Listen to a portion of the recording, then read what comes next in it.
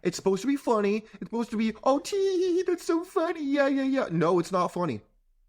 This is unfortunately a very real reality for many men.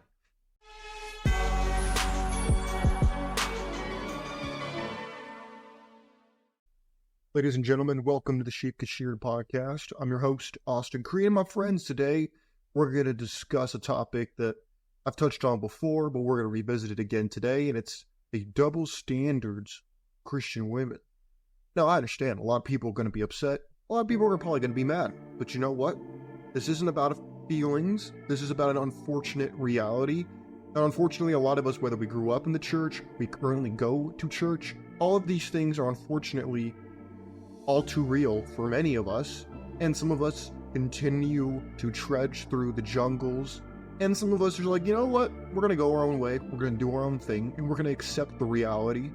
And we're not just going to sit here and try to make everything work when we're using fantasy and not reality as a reference point for our lives. So, what we're going to do, my friends, is before we hop into the meat and potatoes of today's show, I encourage you to comment, share your story, because a lot of us, we have these stories, right? We're out here and we have dealt with this personally, or we used to deal with this and now we're signing off. We don't want to deal with this anymore. We've gone our own way. We've either lost faith, we've gone spiritual. A lot of us have this issue with a lot of Christian men I've met in my entire life. I grew up with these people. I talk to these people all the time. And even men I meet in the new churches that I go to, a lot of men have this desire of, I just want a good Christian woman. Their standards are not super high. Arguably, they're too low. But unfortunately, it's not easy to find. Christian women seem to say they can't find Christian men, and Christian men can't seem to find Christian women, but apparently it's the biggest religion in the world, and people seem to be having a disconnect. Now, those of us who understand male and female nature alike, we know what's actually going on here. It has less to do with religion and more to do with reality. But we're going to hop into it and we're going to see what advice other people are giving each other. And I want you to share your thoughts and your comments below and let me see how much of this resonates with you, or maybe you just have something you want to say and you want to get it off your chest. My comment section's open to you. My friends, let's get in. Let's stop messing around and let's jump into this first video that says 5 must ask questions during courtship, and this is done by an African American woman. We'll see what she got to say. In the dating phase or the courting phase with a Christian man. 1, do you pray in tongues? Just cut to the chase. Do you pray in tongues? What? Are you baptized in the Holy Spirit? And then the follow-up would be like, have you heard them pray in tongues? Because someone telling you that they have a prayer life versus someone actually having a prayer life are two completely different things. Trust and verify. Number 2, I'd be asking, what does their relationship with their pastor look like?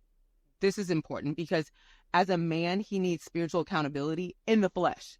There needs to... Oh, in other words, don't be a horn dog. Is that what she's saying? Oh, don't you be horny. Don't be a horny dude. This is unacceptable. Be better. Is that what I'm hearing? Because that's kind of what it sounds like. Gentlemen, let me ask you a question.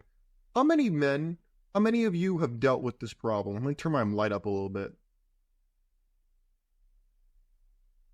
Gentlemen, let me ask you something. How many of you in your life have dealt with women who have these really high standards for you, but they didn't have high standards when they were 18, when they were younger than 18? Unfortunately, that's just how it works a lot of times. How many times have you seen a guy put in minimal effort and get maximum results? Meanwhile, you got to put in max effort just to get the minimum effort. Y'all ever seen that before? I know I have. And you know what's interesting is I've seen both sides of the spectrum. So women like this, I don't know her personally, but I just been finishing up college. I went to high school. I know these types of younger women. At least she looks like she's somewhat young. She looks like she's, 25, 30 maybe. Gentlemen, here's the issue right here, okay? A lot of women who are Christians like to double dip. They like to say that they want this nice Christian man over here, but then they'll mess around with Pookie and Shad and Tyrone on the other side. They'll mess with the guy they told you not to worry about, the guy that you don't even know about because you're naive. Christian men are often very naive to the unfortunate realities of female nature. With women want to have fun. They don't want to be bored. They want to be excited. They want to always have something going on, something to tell their girlfriends, something that they could post about on social media. And most Christian dudes are good men and they're boring. Okay? That's why they usually come to you when they're 30, 35, 40, or even if they're 25, they've just been in the streets for an exorbitant amount of time, or they've made up this doing debaucherous things, they'll come back to you and they'll say, wait a minute, okay, I'll take you now that I'm, bored, or that I need a break from the carousel. They'll find you then. But a lot of times these same women who have all these high standards, you got to ask yourself, where were these standards when you were 18 and at your prime? Where were these when you were 20 years old? See, I'm not saying that you have to do anything. I'm saying ask the question, because these kind of questions don't get asked in the church, which is why it's up to guys like me and guys like you watching this video to ask these questions for ourselves and warn other men that these women who ask these questions now, they weren't asking them before. These women who want to tell you about you being a man and having a good relationship with your pastor, meanwhile, they were out here in these streets getting their cheeks blown out. Guess what, my friends? I'm sorry to be vulgar, but at the end of the day, this is what's happening. And people don't want to accept this because they don't like it. Too bad. Unfortunately, it's happening. Needs to be someone that you can call if that person gets out of line or out of pocket. That person needs to have some type of spiritual accountability in the flesh. No. Oh, in other words, if you try to get anything from her, shame on you. That's what she said. Number 3, what's your relationship with your mom and your family look like? Oh, I need to know the dynamic. What's going on? How often do you talk to them? How often do you see them? What's the respect like? Long story short, you know what's going on. You know what's going on over there, because that is a direct reflection of potentially what could be happening with you and him. So you need to know. Get clear. Get very clear as to what the dynamic of the mother-son, mother-father relationship and dynamic is immediately, expeditiously. Number 4, what are your financial obligations monthly? So she mentioned money towards the end. Gentlemen, don't be fooled by this. Christian women are still women. Christian men are still men. The problem is Christian men in particular are taught to be naive. They're taught that, oh, you know what? If you just read the Bible, you go to Bible study, you do these things, don't worry, because everything's going to work out for you. No, I'm not telling you it's not going to work out the way you want. Some people still have great marriages and great families. Unfortunately, that's what they're sold is the norm. It is not the norm. In fact, if you want to test this theory right now, and you're seeing a woman, whether you're married to her, you're in a relationship with her, you want to be in a relationship with her, go to her Instagram, go to her TikTok, go to her Twitter, and look at who she's following right now. Okay? And then follow those people, and then see what they post. Because I can guarantee you, just like I might affect the way you think about things, or another content creator, I can guarantee you, the women are the same way. So if she's talking about all this, I have all these high standards for these men, but she's listening to Sprinkle Sprinkle. She's listening to Nicki Minaj. She's listening to these feminist women who talk about how you owe this and you deserve this and men should do this. I'm sorry, bro, but she's put on a front. It's not real. And then it begs the question, where are these rules for Chad? Where are these rules for Pookie? Where were these rules for the guys that she was attracted to who could buy her fries at McDonald's? Where were the standards for those guys? I'm sorry. I know this is not comfortable. I know you don't like this, but guess what? These are the double standards that a lot of men face, and unfortunately, a lot of us don't learn until it happens to us, and then we learn about it, and we're like, oh, dang, I can't believe it. How did this happen? Why did this happen? How do I deal with this? What do I do? We all have this awakening moment where we see the world for what it is. The real question is, are you going to just kind of live in the fantasy of, well, if I just do X, Y, or Z, things are going to be fine? Or are you going to live in the world of, you know what? Here is the unfortunate realities of the world, and I got to deal with it. I have to adapt. I have to adjust. I have to live in this reality, and I have to make do with what the cards that I have been dealt. Unfortunately, a lot of us have to make that hard choice. So, again, she mentions money towards the end because it's not something that if you say first, people are going to judge you. So people often leave these things towards the end. It'd be the equivalent of you being asked what you were attracted to in a woman, and you list everything except for like looks last, as if you care about it last, when we all know that it's a lie. The same thing. These are real questions. I can go into great detail about when you should ask these questions, but these are just things to have on your radar in no particular orders. See, she just told on herself. She just confirmed what I just said. So, yes. What are your financial obligations monthly? If it is a person who is not from the United States of America, higher chance that they have a financial obligation outside of your immediate home. So these are just questions that you want to know because you just want to know, like, how much money are they obligated or responsible to send out monthly. In other words, how much money is going to be left for me? Okay, thank you. Or how much they're just giving monthly in general. Number 5, and I really shouldn't have to mention this one, but I'm going to mention it anyway. Do you pay your tithes? I'm not arguing with nobody over tithes and offering, and you shouldn't be either. That's just a really good question. Another money one. Again, gentlemen, do I have to be the one to ask the question? Why is it that these things only seem to matter when they get a little bit older? Where is this conversation when you're younger? And if you're having it when you're younger, where's your boyfriend? Where's your husband? Where's your fiance? Because there are a lot of men who fall in this category right here. When you are a single Christian guy, a lot of Christian men can identify with this right here. Let's listen to it. So how's your dating life going? It isn't. You haven't been on any dates? No. Met anybody? No. Are you even on dating apps? No. Plan on getting on dating apps? No. So you're just happy being single? No. Do you have a will to live? No. See? How many can identify with that right there? How many of you gentlemen can relate to that? Let's play it again.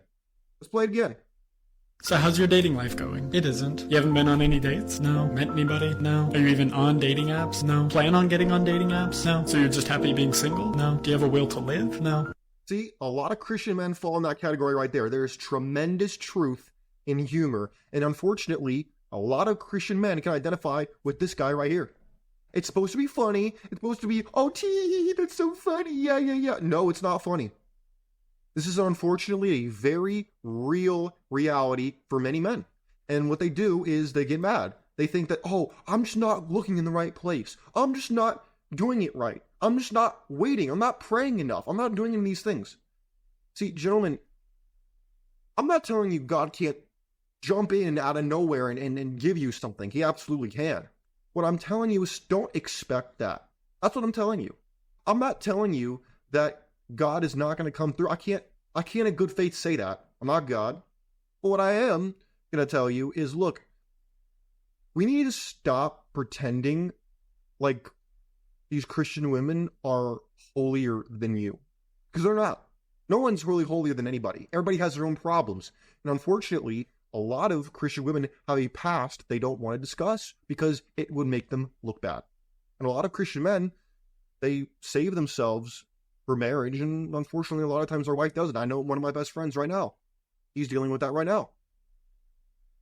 And God bless him. He's a stronger man than I am to take the deal he's taking right now to get married. But I'm telling you, gentlemen, unfortunately, that video is the message for a lot of men out here. I played a video, I think it was 2 days ago, about a guy who said he'd been single for 6 years, and he worked in the church. Single for 6 years, and the guy was, I think he's in his late 20s, and he said that women would kind of get uncomfortable as soon as they found out that he was like he was like an underling minister, like he was training to be a minister or in the ministry field. And guess what? Women were put off by that. So-called Christian women were put by that. Do you really think that that's an accident? No, it's not. So, gentlemen, I rest my case on that front, but let's go to this front. Let's see what this woman has to say. She says this is around purity culture. Mm-hmm. Well, let's see what she's got to say. Okay, I want to talk about something kind of rated R, so if you're a kiddo, I'd recommend you don't watch this video. There's my disclaimer. I feel like I can't be the only Christian that feels this way, but I also feel ashamed and embarrassed of this. I don't think it's wrong for me to feel this way, but... What is it? What is it already? If you feel the same way, can you please let me know? Because I want to know that I'm not alone and feeling like this. I'm saving myself for marriage. It's very important to me. I've only ever kissed 2 people, and... Can I get a raise of hands who believes this? Can I get a raise of hands of anybody in the audience who believes this woman's only kissed 2 men and done nothing more? Can I get a raise of hands who believes that? Oh, nobody? Oh, that's what I thought. Only one of them was willing, okay? Wait, what? Wait a second. What is that supposed to mean? I was willing to kiss him. One was not consensual. But I feel like with the society... Claire, are you admitting that you SA'd somebody? Because that's kind of what I just heard. ...that we live in, I've become very defensive with my purity because I'm always frightened and feeling like it's being threatened and like people are going to try to trick me or push me past my boundaries. And right, because like It has nothing to do with your own desire, which you already signaled was there, on top of the lie that you said that you're a virgin. I don't believe that for a second, okay? Number one, even if she is one, it's not going to stay that way much longer. Let's just be totally clear on that. Secondly, ma'am, you expect us to believe that you are the victim in this situation? You do realize that you as a woman have the power over intimacy and the men have power over a relationship. You are aware of that, right? Just so we're clear, that's how the reality works. So for you to then say, oh, some dude's going to trick me out of my virginity. No. What's actually going to happen is you're going to be attracted to that man. You're going to want to be with that man. You're going to want that man to like you and get that validation from him, and then you're going to sleep with him. But he's going to have a lot of other women, because I can guarantee you, I've been in this position where as soon as you have one woman, you can usually have access to 2 or 3 or 4 or more, because that's how women work. That's how hypergamy works. The more women you have interested in you, the more women will be automatically intrigued by you and then ergo eventually interested. That's how it works. I wish I could tell you it didn't work that way, but that's unfortunately how life works. Let's continue. So I feel like I put up this wall in this defense, and I've noticed, like, and it's honestly probably good in our faith that I'm not, like, really ever sexually attracted to people. I don't believe that for a second either, but okay. I'll find people attractive, but I'm not, like, I never catch myself. Not virtue signaling, ma'am. I don't buy this for a second. Like, stumbling, being like, I could probably hit that. Like, I've never had that thought. Oh my God. And, What? I worry that, like, when I get married, I'm gonna be, like, grossed out by sex. What she's actually saying is she's unfortunately concerned that she's going to marry a guy she's not attracted to and doesn't want to have sex with. That's what she's saying. Okay, gentlemen, again, this is part of the double standard, okay? They'll tell you to be a good man, be a consistent man, be a caring man, be an emotional man, but guess what? Women don't inherently like that. They might like that when they're 40 and they've been through all these dangerous, rambunctious, rebel dudes, but not when they're this age right here. No, they don't. She's signaling that she likes Pookie, that she's actually been with Pookie, and then wants to pretend and tell you. Who is Pookie, by the way? Maybe you don't know who he is. He's that guy that wears his hat backwards, the guy who maybe drives an edgy car in high school. Maybe he was a drug dealer. Maybe he was just the guy that did all the pranks, was the loud kid. You know who I'm talking about. Unfortunately, women like that guy, and he wins when we're young. Now, they'll grow out of that phase. They'll find out that Pookie loses in the long term, but when they're young, he's exciting, he's better, he's more interesting and whatnot than you. But again, gentlemen, we're told as men that our virtue comes from being good men and that women like good men. The answer is no, they don't. Not most of them, no. And we had said we want to look for a unicorn instead of seeing reality.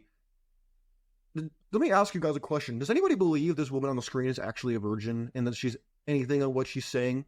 Very fact that she frames it as if she's a victim of men, looking at her is very suspect immediately. But okay. Like, what if I don't, like, what if I freaked myself out and defended myself and avoided it for so long that I'm just going to be, like, completely petrified? Does anybody want to sign up for this? Does this sound like a good deal to anybody? Does anybody want to marry this woman? Let me know. Please let me know in the comments. I really hope that's not the case, but that is a worry on the back of my mind. But whenever I worry about it, I'm just like, God, take this worry, because this ain't happening right now. I'm not even dating somebody, and I'm putting this in your hands and trusting you with it. But it is something that I think about sometimes, and I was curious to know if any... Okay, gentlemen, I'm going to stop the video right there. Let me ask you a question. How many of you actually believe what she was saying?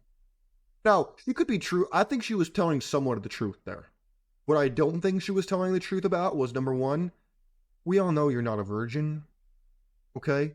You don't have to virtue signal. I prefer honesty. Number two, I don't like how we're setting it up as if you're the victim when you hold all the power in that dynamic. You even admitted as much when she allegedly admitted to basically kissing a guy against his will. Did we forget about that part? Yeah, I didn't forget about that part. And yet you want to... So, in other words, you're making the first move, but you would have me believe that you're cutting it off right there. Yeah, I'm not buying it for a second. But you know what? Apparently, a lot of women, Christian women, are afraid of being single forever.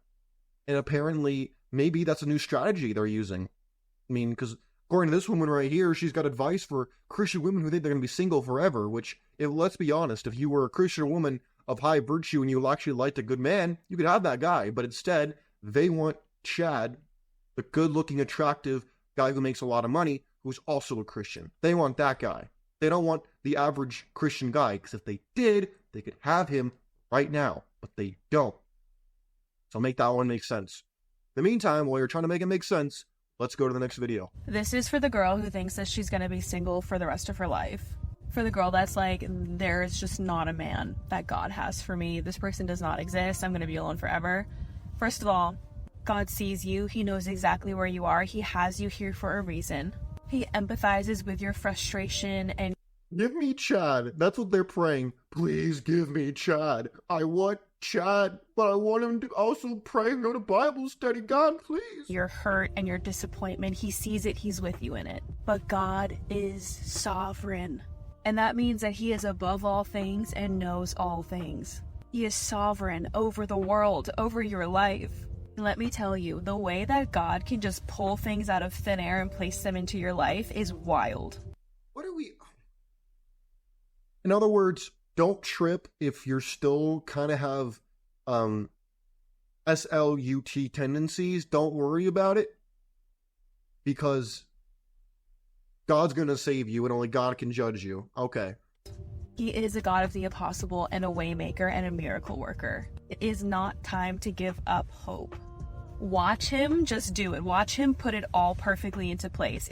Ma'am, I can't help but notice, maybe I'm wrong, but I didn't see a ring on your finger. So you're going to preach this information when it hasn't worked for you, at least from what I've seen so far. So again, we're not off to a great start. It's going to blow your mind. And if things seem impossible right now, then it is the perfect stage for the Lord to bring. See, I don't see no ring. Y'all see that? I don't see a ring. And yet she's talking about how, oh, he's going to work this miracle. He's going to put this man, Chad, this man in your life. And everything's going to work out. Well, clearly, it hasn't been working out for you. I don't see no ring on that finger. All I see is a ring in the nose, which is a huge turnoff to most traditional men that you claim to be appealing to. But okay, we'll continue with this. Bring a miracle into your life and to give him the ultimate glory. Okay. See, here's the problem. You have women like this giving advice to other women about... See, she's one of these, like, dating coaches who are more of a... They teach people about dating and marriage, meanwhile they're not married. And you might say, oh, Austin, what are you doing to a relationship and you're not married? I don't tell men to get married. So, I don't need to be married to talk about it because I'm not telling you to get married. Versus women like that are trying to tell women, oh, don't worry, God will give you Chad. I mean a Christian guy. Chad, who is a Christian guy. And all you gotta do is just sit there and God's gonna, like, just drop him in your lap. I mean, I could pray for $1 million. Doesn't mean God's gonna give me $1 million. And again, I don't hear anybody talk about, hey, God, I'm gonna pray for this. And while I'm praying for this, I'm gonna put myself in a position to receive this. In other words, I'm gonna stop being someone who's in the streets. I'm gonna stop doing this. I'm going to stop acting like a strag. I'm going to stop trying to chase Chad. I'm going to stop doing these things. They don't tell you that part, though. They don't do that. That's the equivalent of me saying, hey, God, I want $1 million, but, like, can I just, like, not do anything, not work very hard, not gain any new skills, not apply for a job, not work for it? Can I just, like, get $1 million for nothing? Because that would be great. That's the equivalent. What's the difference between that and a woman saying, hey, I want a great, virtuous, masculine, amazing Chad Christian guy. Meanwhile, I'm not acting like I'm dressing like a woman who's not more of the night than of the church, and I'm also not appealing to that man in any way. I'm not dressing like it, I don't talk like it, I'm not acting that way, and then they want to pretend like, oh my goodness, why isn't this happening for me? It doesn't make any sense. But gentlemen, this all comes back to this conversation of double standards. They'll have these standards for you, but they won't have these standards for another guy. And then you got to ask yourself, wait a minute, why? Why is this the case? And unfortunately, a lot of the time, It's because you are not that guy. You are not the guy she's super attracted to. You are the guy who's present, not the guy who she had a passion for. Unfortunately, that's the reality of the situation. A lot of women who get married don't get married to the guy who gets them wet. It's the guy who they can get provided for. Now, I'm saying every person will do that. Again, before not all police come to my channel, I'm not saying everyone is going to do that, because there are exceptions. But the exceptions don't make the norm obsolete. In fact, it makes the norm even more present. Fact is, we have to decide, are we going to adapt or are we going to be in denial? And my friends, you got to make that choice for yourself. And only you can make that choice. My friends, if you have anything you want to add, anything you want to talk about, you want to share your story, please leave it in the comment section. I would love to listen to it. I think other men as well would like to know that, hey, I'm not as alone as I think I am, because a lot of Christian men, they don't have the will to talk about this. They're scared. They're scared they're going to get judged. They're scared their pastor is going to judge them. The women and men in their church are going to judge them. And there's no judgment from me.